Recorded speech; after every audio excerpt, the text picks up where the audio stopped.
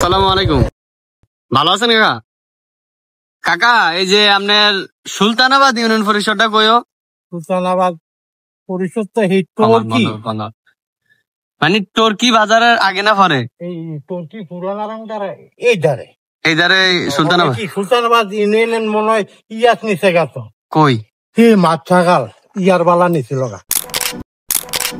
আসসালামু আলাইকুম রহমতুল্লাহ। আশা করি আপনারা সকলে ভালো আছেন। আমি আপনাদের দয়ায় আলহামদুলিল্লাহ ভালো আছি। তো আজকের ভিডিওটি কি নিয়ে হতে যাচ্ছে টাইটেল এবং থাম্বনেল দেখে অবশ্যই বুঝে যাওয়ার কথা।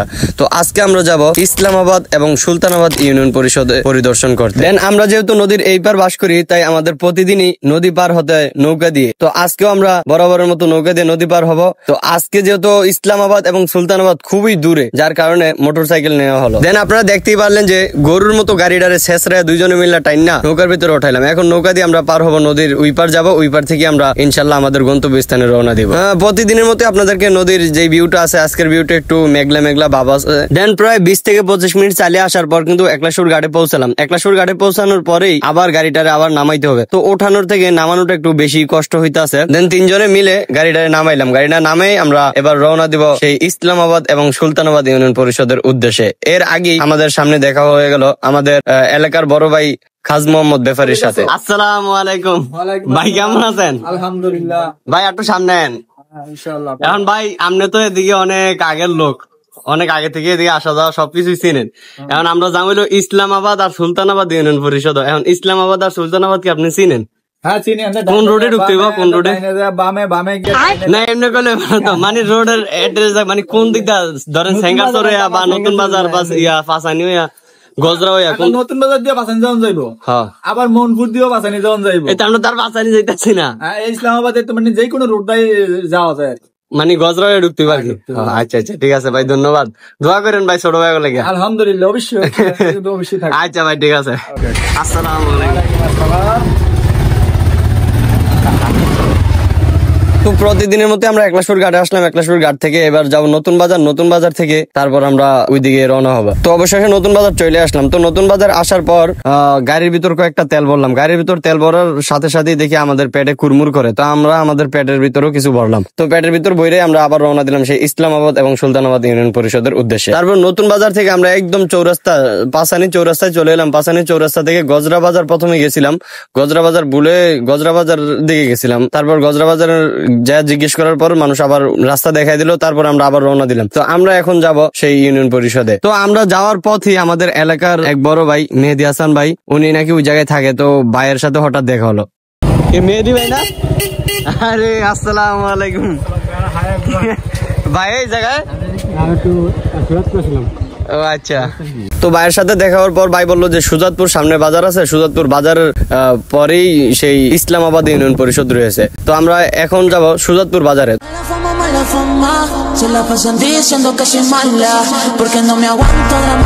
এটাই হচ্ছে সুজাতপুর বাজার।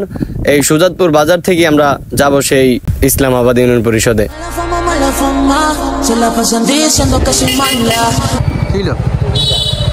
ভাই ইসলামাবাদ ইউনিয়ন পরিষদটা কি এদিকে? কতক্ষণ লাগবে আনুমানিক? কোন কলেজ? সুজাতপুর কলেজ তো এদিকে না? ও এলাকার নামে কলেজ সুজাতপুর। ধন্যবাদ ভাই।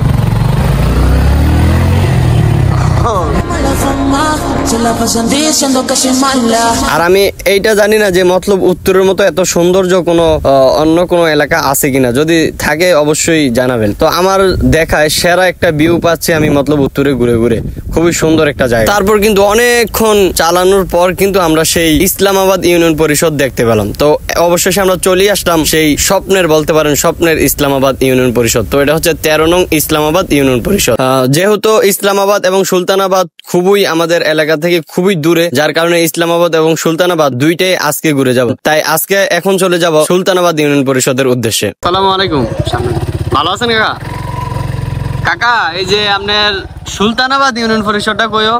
সুলতানাবাদ পরিষদ তো টর্কি, মানে টর্কি বাজারের আগে না পরে? এই টর্কি পুরানা রাংদারে এই ধারে এই ধারে সুলতানাবাদ সুলতানাবাদ ইউনিয়ন মনে হয় ইয়াত নিচে গাত কই সেই মাছ ছাগাল ইয়ার বালা নিছিল গা মানে এখন জায়গা পরিবর্তন করছে হেন হেন আছে এই মাছ ছাগাল আছে না তোর কি লই আইছে এটা আচ্ছা যেটা মানে আমাদের সামনে যাইতে হবে নাকি এই আপনি চালালে দেখবেন দক্ষিণ দিকে একটা রাস্তা গেছে আচ্ছা এই ফোজা ওটাই দিতে হইব আচ্ছা বুঝছে জি জি ঠিক আছে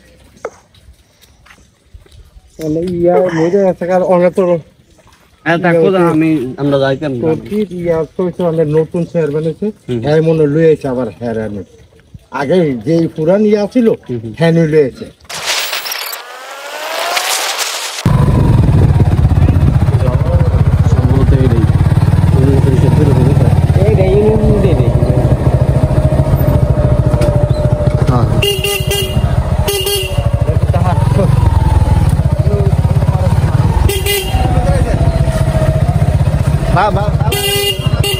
মুরব্বী